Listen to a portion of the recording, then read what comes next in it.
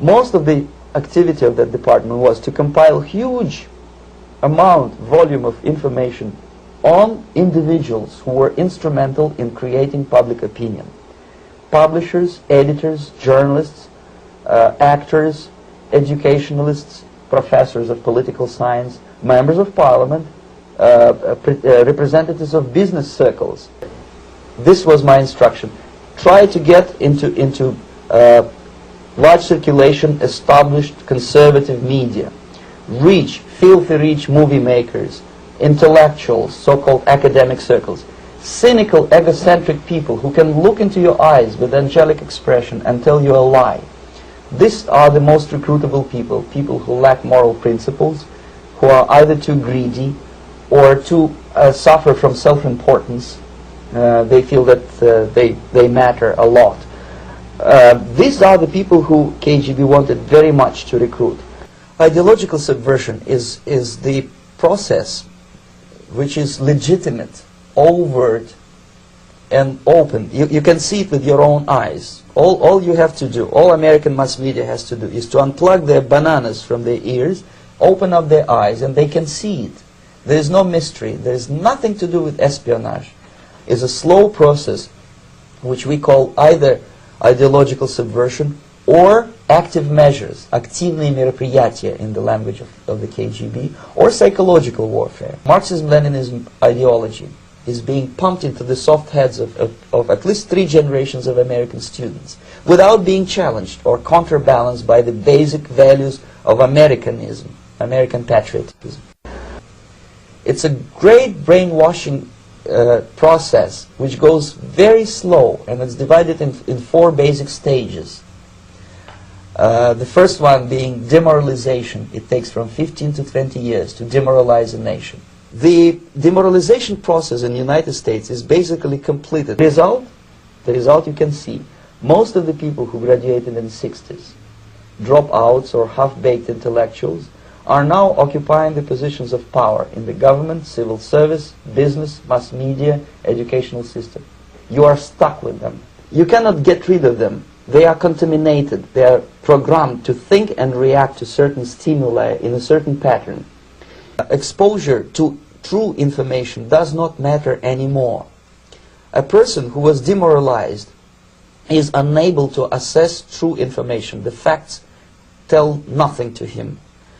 Even if I shower him with information, with authentic proof, with documents, with pictures, even if I take him by force to the Soviet Union and show him concentration camp, he will refuse to believe it until he is going to receive a kick in his fat bottom. When a military boot crashes then he will understand, but not before that. That's the tragic of the situation of demoralization. Basically, America is stuck with demoralization, and unless, even if you start right now, here, this minute, you start educating new generation of Americans, it will still take you 15 to 20 years to turn the tide of ideological perception of reality. People who think they are living at a peacetime. False. United States is in a state of war. Undeclared total war. The next stage, of course, is crisis. It may take only up to 6 weeks to bring a country to the verge of crisis. This is what will happen in the United States if you allow all these schmucks to bring the country to crisis, to promise people all kind of goodies and the paradise on earth, to destabilize your economy, to eliminate the principle of free market competition, and to put a big brother government in Washington, D.C., with benevolent dictators who will promise lots of things, never mind whether the promises are fulfillable or not. He will go to Moscow to kiss the bottoms of new generation of Soviet assassins, never mind. He will create false illusions that the situation is under control. Situation is not under control. Situation is disgustingly out of control. After crisis, with a violent change of power, structure, and economy, you have so-called the period of normalization. It may last indefinitely. The next stage is destabilization. This time, subverter does not care about your ideas and the patterns of your consumption. Whether you eat junk food and get fat and flabby, doesn't matter anymore. In the small town of Hue in South Vietnam, several thousands of Vietnamese were executed in one night when the city was captured by Viet Cong for only 2 days. And American CIA could never figure out how could possibly communists know each individual, where he lives, where to get him, and would be arrested in one night, basically in some 4 hours before dawn, put on a van, taken out of the city limits and shot.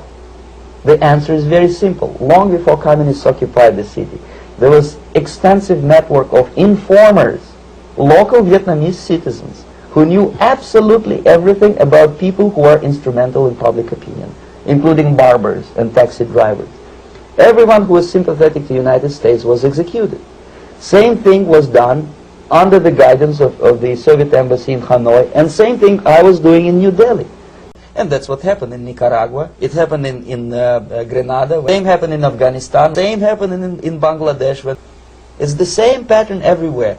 The moment they serve their purpose, all the useful idiots are either be executed entirely, all the idealistically minded Marxists, or exiled or put in prisons, like in Cuba. Many former Marxists are in Cuba. Because, you see, the useful idiots, the leftists who are idealistically believing in the beauty of Soviet socialist or communist or whatever system, when they get disillusioned, they become the worst enemies. That's why my KGB instructors specifically made a point: never bother with leftists.